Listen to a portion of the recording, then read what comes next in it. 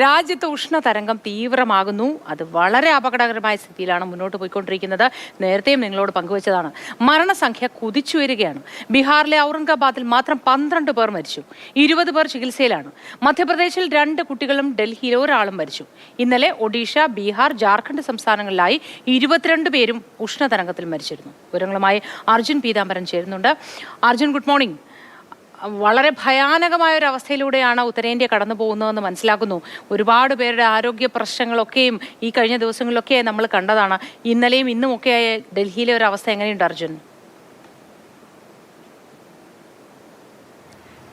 മോത്തി, വലിയ രീതിയിലുള്ള ബുദ്ധിമുട്ട് തന്നെയാണ് ഡൽഹിയിലും ഉത്തരേന്ത്യൻ സംസ്ഥാനങ്ങളിൽ പൊതുവേ ഉള്ളത്. ഇതിനോടകം തന്നെ കഴിഞ്ഞ 36 മണിക്കൂറിൽ സൂര്യാഘാതമേറ്റ് അല്ലെങ്കിൽ ഉഷ്ണതരംഗം മൂലം 37ഓളം മരണങ്ങൾ റിപ്പോർട്ട് ചെയ്തു. പക്ഷേ അൺഅക്കൗണ്ടഡ് ആയിട്ടുള്ള ഒരുപാട് മരണങ്ങൾ സൂര്യതാപം മൂലമാണ് എന്നുള്ള കാര്യത്തിൽ സ്ഥിരീകരണം ഉണ്ടായിട്ടില്ല. പക്ഷേ ഉഷ്ണതരംഗമാണ് എന്നുള്ള കാര്യത്തിൽ പറയപ്പെടുന്നു. അങ്ങനെയും ഒരുപാട് മരണങ്ങളുണ്ട്. സ്ഥിതിഗതികൾ ഏറ്റവും കൂടുതൽ ബുദ്ധിമുട്ടുള്ളത് ഡൽഹി, ഹരിയാന, പഞ്ചാബ്, ഗുജറാത്ത്, മധ്യപ്രദേശ് ഉൾപ്പെടെയുള്ള ഉത്തരേന്ത്യൻ അല്ലെങ്കിൽ ഈ മധ്യ ഇന്ത്യൻ സംസ്ഥാനങ്ങളിൽ തന്നെയാണ്. കുടിവെള്ളത്തിന് വലിയ രീതിയിൽ തന്നെ ഡൽഹി നിവാസികൾ ബുദ്ധിമുട്ടിക്കൊണ്ടിരിക്കുന്നുണ്ട്. നമ്മൾ കഴിഞ്ഞ ദിവസങ്ങളിലും ഇന്നുമെല്ലാം തന്നെ അതുമായി ബന്ധപ്പെട്ട് നിരവധി ദൃശ്യങ്ങൾ കണ്ടതാണ്. ടാങ്കർ ലോറികൾക്ക് പിന്നാലെ ഓടി വെള്ളം നിറയ്ക്കാൻ ശ്രമിക്കുന്ന ആളുകളെ, പ്രത്യേകിച്ചും കോളനി, ചില ക്യാമ്പ് ഏരിയകളുണ്ട് ഡൽഹിയിൽ പൊതുവെ. ആ ക്യാമ്പ് ഏരിയകൾ കേന്ദ്രീകരിച്ചാണ് ഇത്തരത്തിൽ കുടിവെള്ളങ്ങൾ കൊണ്ടുവരുന്നതിലും അത് സപ്ലൈ ചെയ്യുന്നതിലും വലിയ രീതിയിലുള്ളൊരു ബുദ്ധിമുട്ടുള്ളത്. സാധാരണഗതിയിൽ ഓരോ ദിവസം ഒരു തവണ മാത്രം രാവിലെ 9 മണിക്കോ 8:30ക്കോ മാത്രമാണ് ടാങ്കറുകൾ ഇത്തരം ക്യാമ്പുകളിലേക്ക്, പ്രത്യേകിച്ചും ചേരി പോലെയുള്ള ചില സെറ്റിൽമെൻറ്റുകളുണ്ട്, അവിടേക്ക് എത്തുന്നത്. പിന്നീട് ഈ വെള്ളത്തെ അല്ലെങ്കിൽ ആശ്രയിച്ചാണ് അവിടെയുള്ളവരുടെ കാര്യങ്ങളെല്ലാം തന്നെ കടന്നു പോകുന്നത്.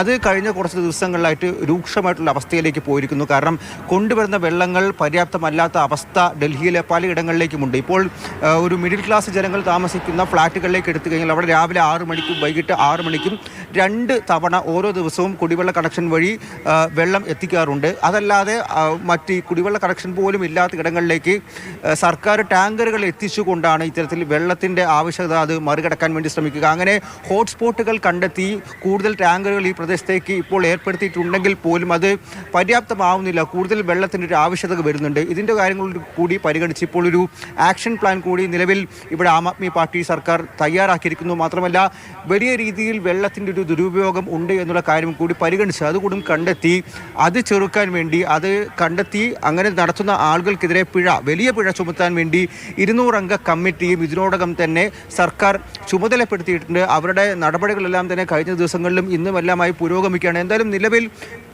വലിയ രീതിയിൽ തന്നെ ഒരു കുടിവെള്ള പ്രതിസന്ധി രാജ്യ തലസ്ഥാനത്തെ അലട്ടിക്കൊണ്ടിരിക്കുകയാണ്. അതിൻ്റെ കാഴ്ചകളാണ് ഇപ്പോൾ എപ്പോഴും കണ്ടുകൊണ്ടിരിക്കുന്നത്. കുടിവെള്ളം ലഭിക്കാനായിട്ട് വലിയ രീതിയിൽ തന്നെ ആളുകൾ ബുദ്ധിമുട്ടുന്നു. ഒപ്പം തന്നെ രാവിലെ മുതൽ വൈകിട്ട് വരെ പൂർണ്ണമായിട്ടും പുറത്ത് വീടുകളിൽ അല്ലെങ്കിൽ ഓഫീസിൽ നിന്നും പുറത്തേക്ക് ഇറങ്ങി ജോലി ചെയ്തവരും വലിയ രീതിയിൽ തന്നെ ബുദ്ധിമുട്ട് അനുഭവിക്കുന്നുണ്ട് ഈ ഉഷ്ണതരംഗത്തിൽ. പ്രത്യേകിച്ചും ഏകദേശം 50 ഡിഗ്രിക്ക് അടുത്താണ് പൊതുവെ വലിയ രീതിയിൽ തന്നെയുള്ളൊരു ഉയർന്ന താപനില രേഖപ്പെടുത്തിയിരിക്കുന്നത്. അത് മുങ്കേഷ്പുരി ഉൾപ്പെടെയുള്ള സ്ഥലങ്ങളിൽ 50-ന് മുകളിലേക്ക് പോയിരിക്കുന്നു. രാജസ്ഥാനിലാണെങ്കിൽ എല്ലാ ദിവസവും 51 ഡിഗ്രി രേഖപ്പെടുത്തിക്കൊണ്ടിരിക്കുന്നുണ്ട്.